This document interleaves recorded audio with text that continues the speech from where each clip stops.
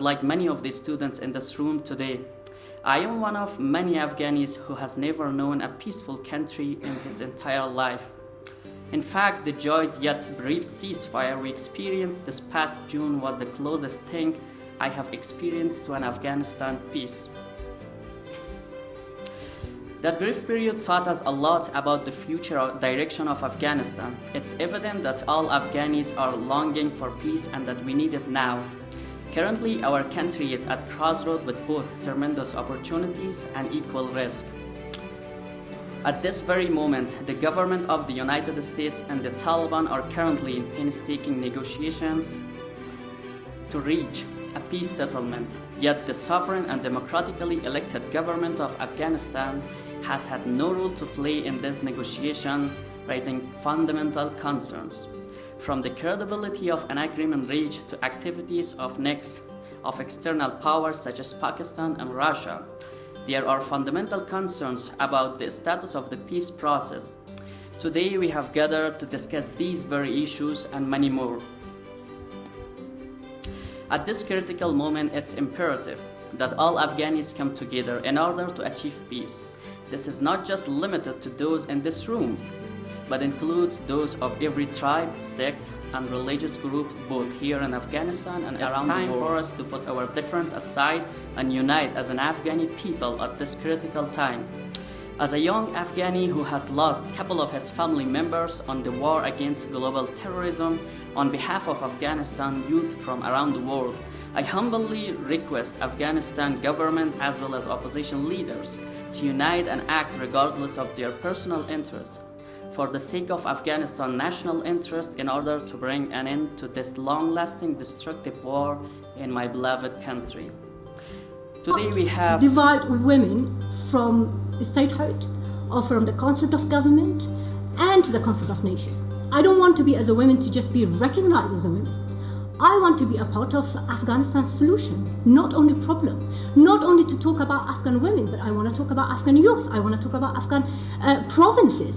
And I believe even for this democratic version of government, it is so difficult to accept it. Misunderstanding between the government, Dr. Ghani, and political leaders. If they can really resolve their differences, unite under one title as Afghan national delegation, then Taliban also find it very difficult to refuse to talk to. Now they can easily refuse to talk to a government team, but then they find it difficult to talk to every Afghan. After all, this is the Afghans' house, home, Afghanistan. They are also going to come and live and work in this home, which is called Afghanistan. Therefore, a wise decision is that this national team should be formed, and that also under a decree from the president should go and talk to Taliban, and Taliban will not refuse. And I believe, from my information, this was the first hint that Khalizad gave to President Ghani and to political parties, that form an inclusive and authoritative delegation so that Taliban talk to them, and this delegation is a delegation that no one could deny to talk to. We observed throughout the war or conflict that Taliban denied talking to government.